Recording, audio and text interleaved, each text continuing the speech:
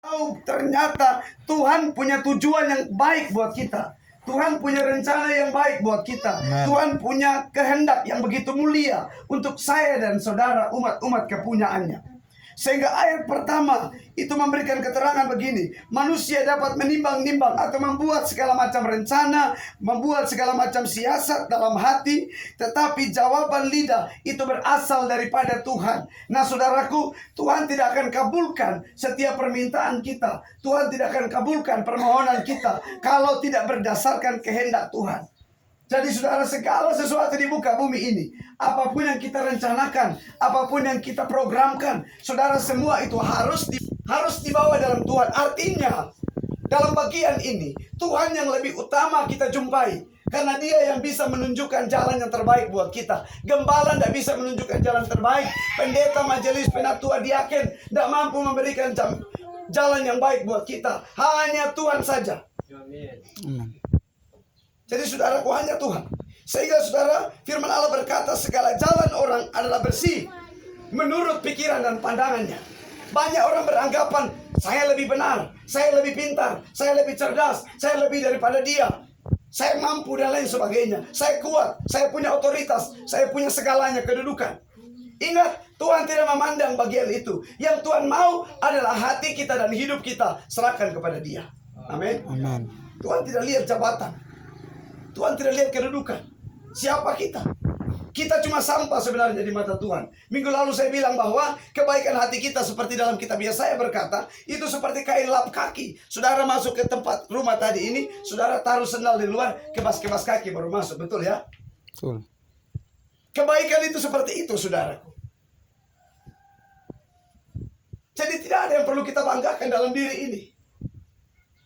Jadi saudara, sore hari ini kita mengawali persekutuan ini dengan sebuah dasar yang sangat penting. Serahkan semua kehidupan kita kepada Tuhan.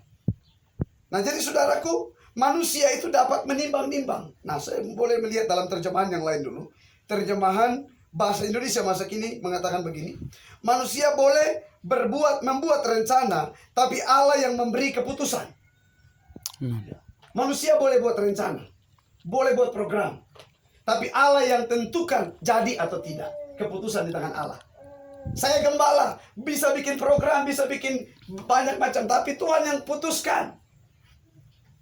Kalau Tuhan setujui, dia toki palu, selesai. Dia akan realisasi. Tapi kalau tidak, kita harus review kembali, melihat kembali keberadaan kita. Kenapa sampai hari ini tidak ada jawaban? Kenapa sampai hari ini Tuhan tidak jawab doaku? Kenapa sampai hari ini Tuhan tidak perhatikan saya? Saudara, kita perlu melihat kembali, apakah kita sudah setia kepada Tuhan? Apakah kita sudah taat? Apakah kita sudah mengundang Tuhan dalam rencana kita? Waktu kita mengambil satu buku dan menulis program saya yang pertama ini tahun ini, program saya kedua ini, ketiga, keempat, dan seterusnya. Saudaraku, kalau itu hanya berdasarkan logika kita, itu Tuhan akan batalkan semua. Tuhan mau semua berdasarkan kehendak Tuhan. Amin. Sehingga penulis dalam kitab Amsal ini sangat mengakui Tuhan. Dia sangat jempol kepada Tuhan. Karena dia sadari dia mendapatkan bagian ini karena Tuhan yang bekerja dalam hidupnya. Berikut saudara, ayat 3. Percayakanlah, ini penting, kepada Tuhan semua rencanamu. Saya masih baca dalam terjemahan bahasa Indonesia masa kini. Maka kau akan berhasil melaksanakannya. Amin. Apa rencana kita tahun ini? Apa program kita tahun ini? Untuk keluarga kita, rumah tangga kita, kehidupan pribadi kita. Kita harus buat sebuah keputusan, saudara. Ambil sebuah tindakan. Buat program. Tapi ingat, keputusan ada di tangan Tuhan. Caranya, saudara, supaya Tuhan memutuskan semuanya itu. Artinya, Tuhan mengabulkan semuanya itu. Ayo datang kepada Tuhan. Bawa semua program kita kepada Tuhan. Bawa semua rencana kita kepada Tuhan. Nah saudara, dikatakan begini ayat 3 dalam terjemahan bahasa Indonesia. Saudara, terjemahan baru. Serahkanlah perbuatanmu kepada Tuhan, maka terlaksana rencanamu. Perbuatan kita, ada banyak arti dari perbuatan. Mungkin kita berbuat kepada sesama. Mungkin kita berbuat di gereja dalam pelayanan. Mungkin kita berbuat dalam keluarga kita, rumah tangga kita, kepada istri, kepada suami, kepada anak-anak, kepada orang tua. Ada banyak arti dari kata berbuat atau melakukan sesuatu. Tidak fokus kepada satu bagian. Ada banyak macam bagian, saudaraku. Sehingga saudaraku, apa yang kita akan mau kerjakan, ayo mari serahkan semuanya itu kepada Tuhan supaya terlaksana. Karena kuncinya dalam tangan Tuhan. Tuhan yang memutuskan. Seperti itu. Karena kita sadar napas kita ini di tangan Tuhan, bukan kita yang pegang. Amen. Napas kita di tangan Tuhan. Bukan kita yang pegang, saudara.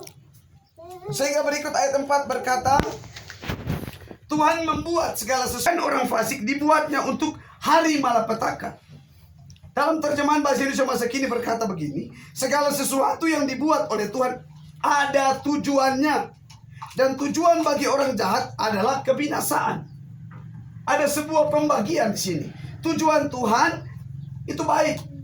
Itu sangat menolong kita, membantu kita untuk keluar dari masalah jika ada masalah, keluar dari pergumulan jika ada pergumulan, keluar dari segala macam sakit penyakit jika ada sakit penyakit. Itu baik tujuannya. Tapi tujuan orang fasik itu menuju kepada kebinasaan. Karena kenapa? Berjalan dengan pikiran sendiri, kehendak sendiri, kemauan sendiri, tidak menerima pendapat dari Tuhan, dari firman Allah, tidak memandang kebenaran firman Allah, dan tidak mau mengikuti kebenaran firman itu. Kita melihat dulu, saudaraku, dalam Amsal 16 tadi. Amsal pasal 16, ada satu ayat. Ayat yang ke-20, firman Allah berkata begini. Siapa memperhatikan firman akan mendapat kebaikan. Amen. Dan berbahagialah orang yang percaya kepada Tuhan. Amen. Jadi kata siapa di sini, itu Tuhan tidak lagi memaksa. Tuhan tidak lagi untuk berkeras. Tetapi barang siapa memperhatikan firman.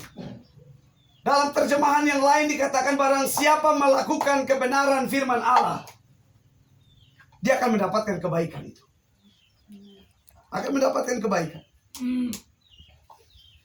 Amsal 16, saudara, firman Allah yang hidup, terjemahan firman Allah hidup. Saya ganti terjemahan lain lagi. Allah memberkati orang yang taat kepadanya. Berbahagialah orang yang mempercayakan diri sepenuhnya kepada Tuhan. Karena firman itu adalah Tuhan. Dalam Injil Yohanes pasal 1 ayat yang pertama dan kedua. Pada mulanya adalah firman. Firman itu bersama-sama dengan Allah. Dan firman itu adalah Allah itu sendiri. Amen. Jadi ketika kita fokus kepada Allah, maka Allah akan membantu kita, memberkati kita, menolong kita keluar dari segala macam situasi dan keadaan. Jadi saudara, tahun 2023 ini kita melangkah dalam kehidupan yang penuh penyerahan diri kepada Tuhan.